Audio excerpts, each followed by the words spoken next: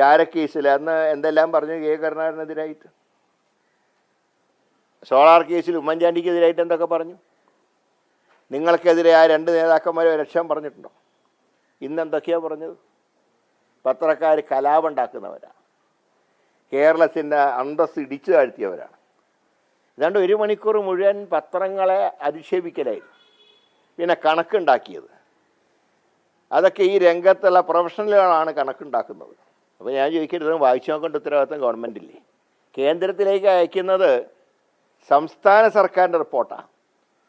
തയ്യാറാക്കുന്ന പ്രൊഫഷണലായിരിക്കും, ശരിയാണ്. പക്ഷേ ആ റിപ്പോർട്ട് ക്യാബിനറ്റിൽ ചർച്ച ചെയ്തത് അംഗീകരിച്ചിട്ടാണ് ഡൽഹിക്ക് അയക്കുന്നത്.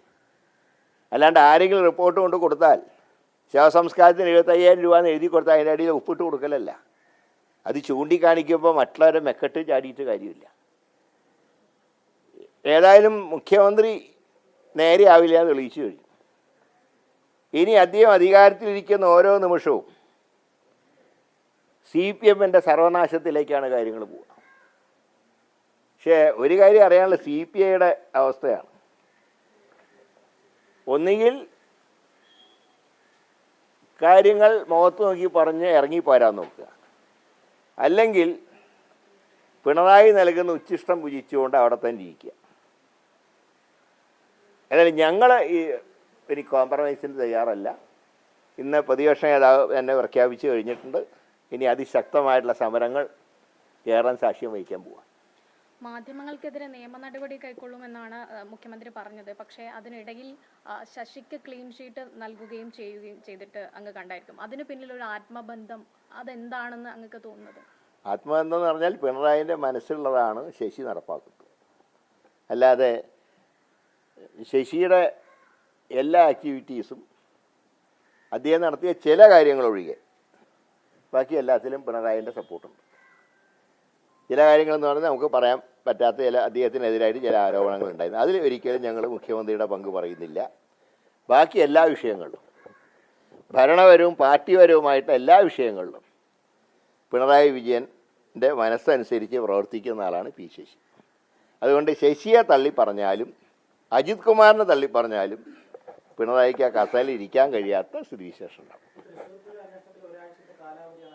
ഞങ്ങൾക്ക് ഒരാഴ്ചത്തെയും കേൾക്കാണ്. ഞങ്ങൾക്ക് ജുഡീഷ്യൽ അന്വേഷണം മാത്രമേ ശരിയാവുള്ളൂ. കാരണം ഈ കലക്കിയവൻ്റെ റിപ്പോർട്ടല്ലേ കിട്ടണ്ടേ? ആ റിപ്പോർട്ടല്ലേ കാത്തിരിക്കുന്നത്? കലക്കിയവനെ തന്നെയാണ് ഏൽപ്പിക്കുന്നത് റിപ്പോർട്ട് തയ്യാറാക്കാൻ. ആ റിപ്പോർട്ട് ഞങ്ങൾക്ക് കാണേണ്ട ആവശ്യമില്ല. ഒരുപക്ഷെ വിവരാവകാശം ചോദിച്ചിട്ട് ആദ്യമായിരിക്കും സംസ്ഥാനത്തിന്റെ പോലീസ് ആസ്ഥാനത്ത് നിന്ന് വിവരാവകാശം തെറ്റിപ്പോകുന്നത്. അങ്ങേക്ക് എന്താ? അല്ല, അതല്ലേ പറയുന്നത്. വിവരാവകാശം ഉള്ള കാര്യമല്ലേ അവർക്ക് കൊടുക്കാൻ പറ്റും ഉദ്യോഗസ്ഥന്. 2005 ഈ നിയമം UPA സർക്കാർ കൊണ്ടുവന്നപ്പോൾ ഞങ്ങളും കൂടെ ഞങ്ങളുടെ കൂടെ സംഭാവനയാന്ന് പറഞ്ഞ പാർട്ടിയാണ്. അവരാണ് ഒരു റിപ്പോർട്ട് കൊടുത്തതിൻ്റെ പേരിൽ ഉദ്യോഗസ്ഥനെ സസ്പെൻഡ് ചെയ്യുന്നത്. അന്വേഷണം കുറേ ചോദ്യം ചെയ്യലൊക്കെ ഉണ്ടായിട്ടുണ്ട്, റിപ്പോർട്ട് പൂഴ്ത്തി വെച്ചിട്ടുണ്ട്.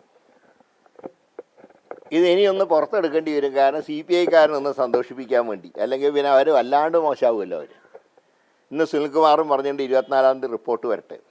ഞങ്ങൾ പറഞ്ഞു ഞങ്ങൾക്ക് 24-ാം തീയതി വരെ കാത്തിരിക്കേണ്ട ആവശ്യമില്ല. ഇതെന്താണെങ്കിൽ ഞങ്ങൾ അംഗീകരിക്കില്ല റിപ്പോർട്ട്. അത് കലക്കിയേണ്ട റിപ്പോർട്ട് ഞങ്ങൾക്ക് കാണേണ്ട ആവശ്യമില്ല.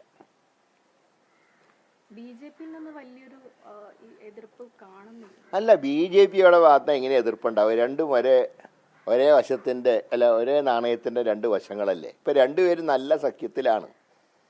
കേരളത്തിൽ അടുത്താണ് ഒരു 5-10 സീറ്റ് CPM നൽകാമെന്ന് പറഞ്ഞിട്ടുണ്ട്.